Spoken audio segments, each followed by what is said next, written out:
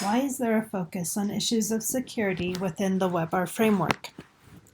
The effects of insecurity, violence, and conflict are devastating. Violence kills, maims, and displaces people, reinforces the inequalities, and creates barriers to economic and human development. Insecurity is the opposite of being and feeling safe. When individuals have been affected by violence, one of the first things that disappears is that feeling of being safe. Thus, one of the key elements in our WebR framework is security linked to safety, truth, and justice.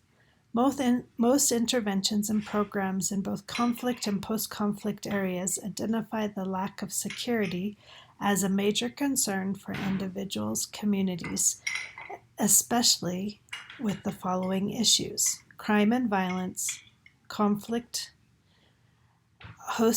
hostility by the police, and lack of justice. Therefore, security in the WebR framework is understood more broadly than only security agencies and issues around safety. We use the concept of security to link to access to justice, violence, and even crime.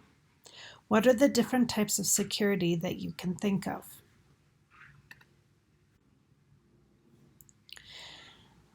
One of the first that we look at is human security. In 1994, Human Development Report defined human security as people's safety from chronic threats and protection from sudden hurtful disruptions in the patterns of daily life. The Canadian government, which has become one of the champions of the human security concept, adopted a similar definition. They say human security means freedom from pervasive threats to people's rights, safety, and lives.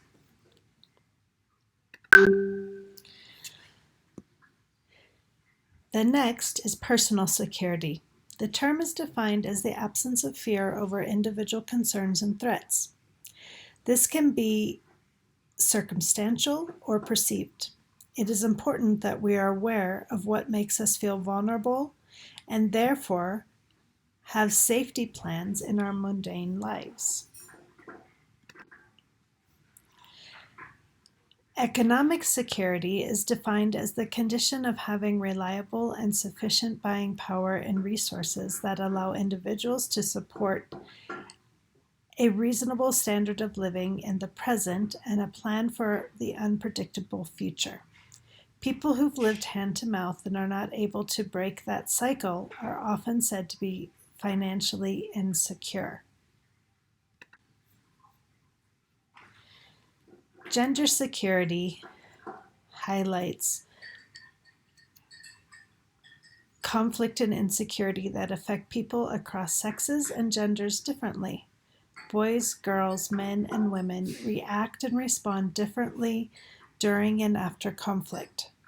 Conflict is disruptive to traditional social interactions, power dynamics, shifts around gender, and sex and roles in families and community change.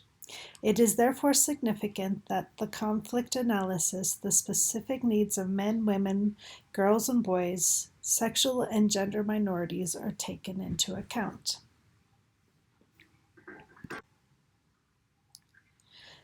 Community security is also very important to examine.